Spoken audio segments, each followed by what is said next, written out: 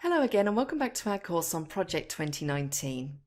In this section we're going to carry on looking at tracking progress on the wedding project, and we're going to start by doing a more detailed, more manual update on progress.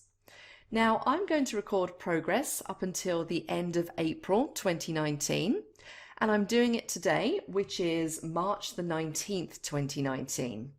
And don't forget that that vertical line you can see running there is the current date as far as Project 2019 is concerned. So the first thing I'm going to do then is set a new status date. And if I go to the Project tab, remember we can see our latest status date up here. And previously it was March the 15th, 2019.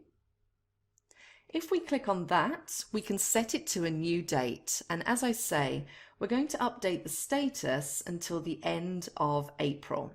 Now, before we click on OK, there is one thing that I want to mention. First of all, it's very important to recognize that when you're dealing with manually scheduled tasks, things do work a little differently. For example, if I update progress on a manually scheduled task and it has manually scheduled successors, if, for instance, I show a significant delay on the first task, Project will not reschedule subsequent tasks.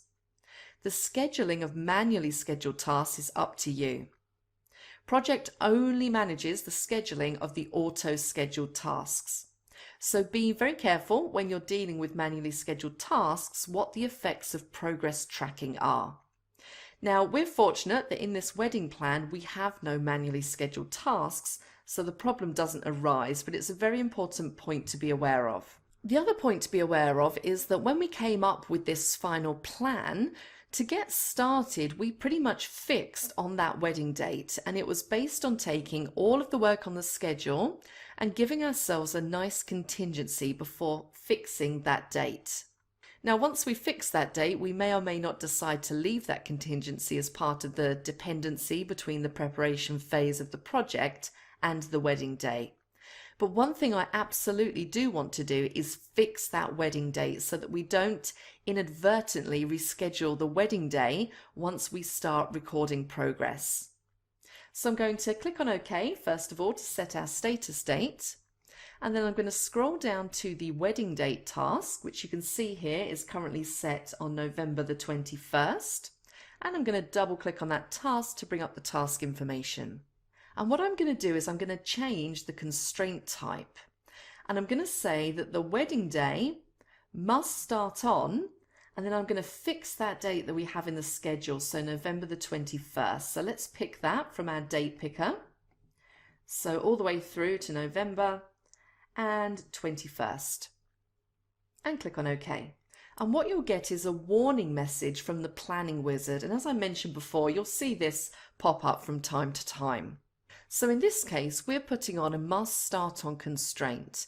And all that's happening is the planning wizard is saying that this could result in a scheduling conflict either now or later.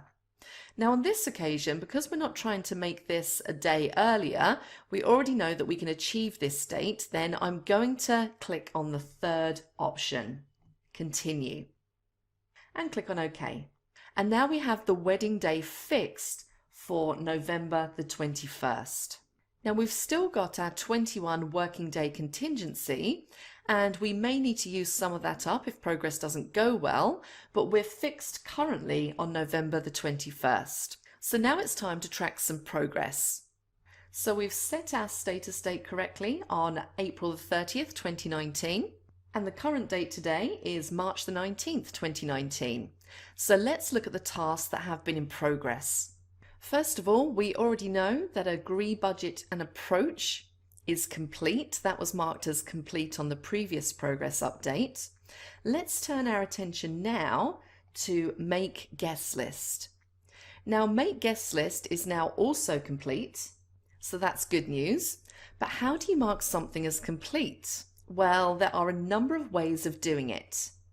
If you go to the Task tab and within the Schedule group, there is a set of buttons with significant percentages complete on it.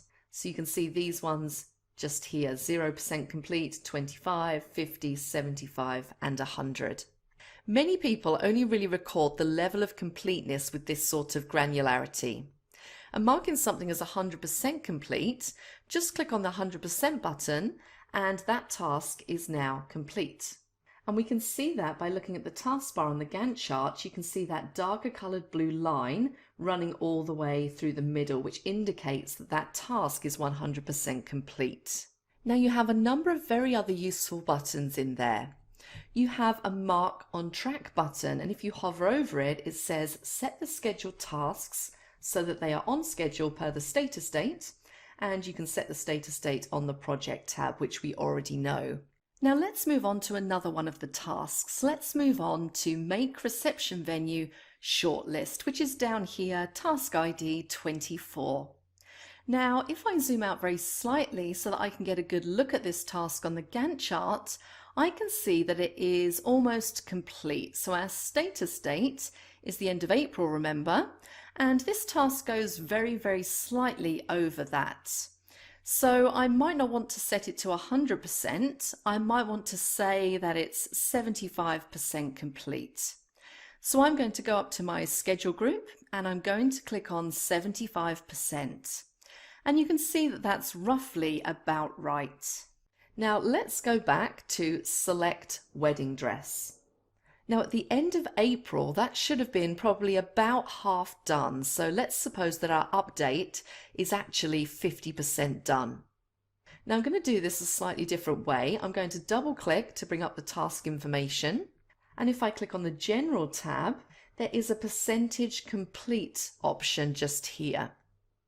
So what I can do is I can mark this as 50% complete and click on OK. And again, if you look at that dark bar running through the task, you can see that it's about halfway, indicating that this task is 50% complete. So there you can see there are a couple of ways to mark things as complete manually. So let's now jump down to another task and we're going to go to Make Caterer Shortlist. Now the Make Caterer Shortlist should have been complete by now, but we haven't made as much progress on it as we'd like. So if I look at the bar there, I'd say we've probably achieved about 85%. So what I could do again is double click to go into task information, and I can manually enter whatever figure I like in here.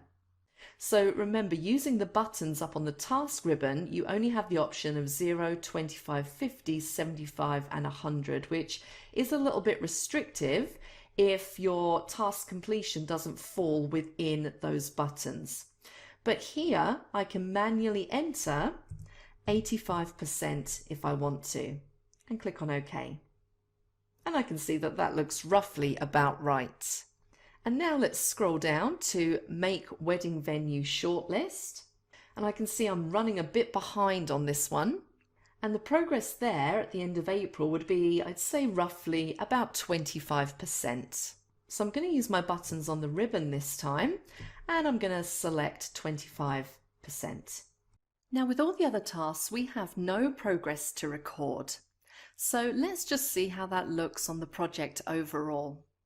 Let's go back to our project tab and into project information, and let's jump straight down into statistics. And you can now see the actuals at the bottom there. So in terms of percentage, we have percentage complete, duration 15%, work 29%. So having done those updates, which gets us up to the end of April, what I'd like to look at now is another view, and the view that we're going to look at is called Tracking Gantt View. So let's jump back into the View tab, click the Gantt chart drop down and select Tracking Gantt. Now when we go into Tracking Gantt View, again, it's very often the case that we need to change the widths of some of these columns so we can see everything fine. But a quick way of doing this to get everything nicely resized is if we go to the View tab and click on Entire Project in the Zoom group. That's going to space everything out nicely for us so we get an overall view of the project. Now if you look, for example, at Agree, Budget and Approach, which is a completed task, and we can see the tick in there, you'll look at the taskbar and you can see that it's now in two parts. There's a bottom bar, which is basically the baseline, and there's a top bar, which is the task progress. And for that particular task, of course, both are at 100%. But if you look at Select Wedding Dress, you can see the baseline at the bottom and the task progress at the top. Now, it would be quite reasonable at this point to carry on with the project, keeping an eye on the things that are running late. But in many ways, a more realistic approach is to look at the current situation and say what we really need to do now is to do a bit of a reschedule at this point. Let's take into account the fact that some of the tasks might be slipping behind a little bit, and let's reschedule the project. So let's say that we've recorded progress up until the end of April, and now we want to reschedule the outstanding work. Now that's one of the options on the Project Update tab. Now we've still got the status date of April 30th, 2019 currently, but we're going to click on Update Project. And on this occasion, what we're going to say is reschedule uncompleted work to start after April the 30th, 2019. And we're going to do that for the entire project. So let's click on OK, and that work is rescheduled. Now, in the process of rescheduling, what then happens is that we get, not surprisingly, a resource issue, and we've got some over allocations in the column on the left. So let's see if we can resolve these resource allocations without delaying the end of the project. So if I go into Resource and Leveling Options, and I'm going to level only within available slack, which is this checkbox just here. And I'm going to stick with Level Entire Project, and I'm going to click on Level All. Now, Project finds it has a problem with a particular over allocation. And what I normally do in this case is to skip any of these flagged problems and aim to deal with them separately if they remain. So on this occasion, I'm going to select Skip All. And you can see that it has managed to resolve some of the over allocations, but we still have a few outstanding which we'd have to go in and manually resolve.